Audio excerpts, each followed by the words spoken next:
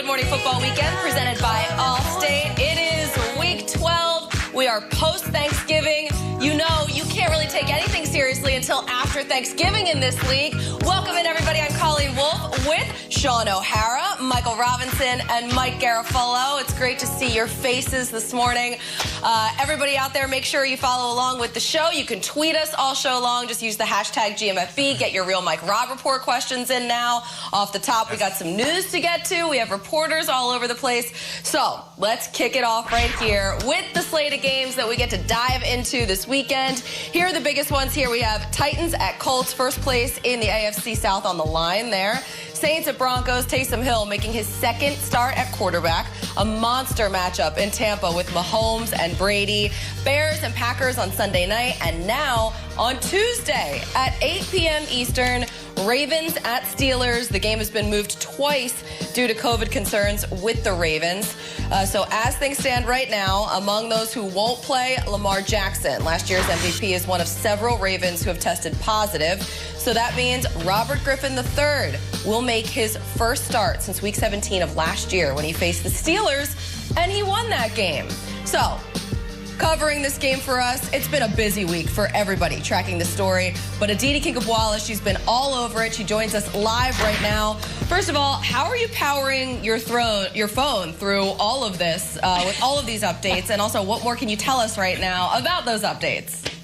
Well, Colleen, it's kind of absurd because I keep doing these live shots and then looking at my phone because somebody is texting me in the middle of what I'm saying. It feels like every time I start a sentence, the news changes before I finish it. So you are correct. As of now, the hope is that the Steelers and Ravens do indeed kick off on Tuesday night. The Steelers, they're taking the day off. Mike Tomlin gave them Thursday off. He then sent them home yesterday because he said, what's the point in staying in limbo? And then once the decision was indeed made yesterday to kick off on Tuesday, he gave them today off as well. They will come back to work tomorrow. They will have a walkthrough on Monday, and they will hopefully, they hope, play this game on Tuesday. The Ravens, they are still completely, totally up in the air. As you said, they have had negative COVID tests every single day since Monday. So we're still waiting to see what the test results are today, what they are tomorrow.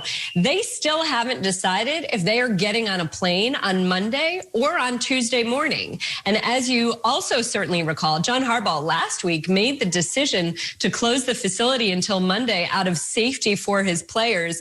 As you mentioned this, right now, between these two teams, there are 16 players on the reserve COVID list. 12 with the Ravens, 4 with the Steelers. And so, again, this is still sort of up in the air. The Steelers players started the week being extremely frustrated, Colleen, because as you know, this has happened to them already multiple times this season. Week 4, the Titans, they were supposed to play them. Thursday before the game, they find out that that game is postponed. This will be the third time that they now are facing a team coming off of a bye. They're definitely feeling a little bit put out about this, but one could make the argument that it's fair. They've sort of felt the repercussions of this season a little bit more than anyone else. They've been hit with so much COVID shrapnel throughout this entire season, and I feel like everybody really has. And we knew coming into this year that it was going to be a wild one, but this week, especially with Thanksgiving added in and all of the different changes in the schedule and all of these positive tests, I mean, stay by your phone. I'm sure there's going to be more news coming in this morning, so we'll talk to you again in a little bit, Aditi. Guys, let me bring you back in here because obviously this has been a crazy week for both teams, the Ravens. So many positive tests here, the lack of practices. Mike Rob, how does this really affect players and coaches trying to prepare for this game?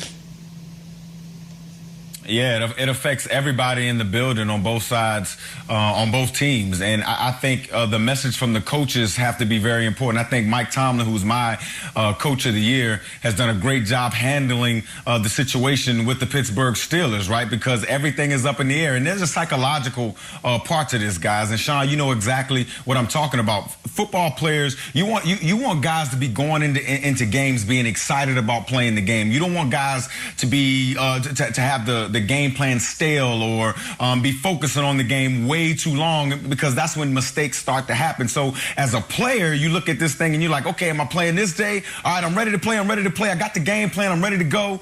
And then you get the news that you have to wait. There's a little bit of there's some exhaustion there. There's a little bit of, you're upset. I think that it's on the coaches and it's on the leadership in these organizations to make sure that their teams are ready to get the right message across, because again, psychologically, players are always ready to play. You want guys to be playing when they're going this way, not plateauing. Yeah, Mike, Rob, that's such a huge part to this, the psychology in it, the mental aspect of it. And I think a lot of that reason is why Mike Tomlin has sent his team home 2 days in a row. He doesn't want them mentally drained by coming in and wondering about it in practice. But, the physical aspect of it's got to be tough. I mean, if you're for both teams, the Steelers and the Ravens now, you can't go to the facility. So how are you getting your body right? How are you getting a workout in? I know we are creatures of habit, and as a player, you have your routines, and it's all right. I'm gonna get my lift in on this day of the week, so I'm not too sore for the game. And then you get your massage, your acupuncture, all of the physical treatments that you do to get yourself ready. Colleen, you talked about shrapnel, COVID shrapnel. Absolutely, this season, to use a military term, it's foobarbed.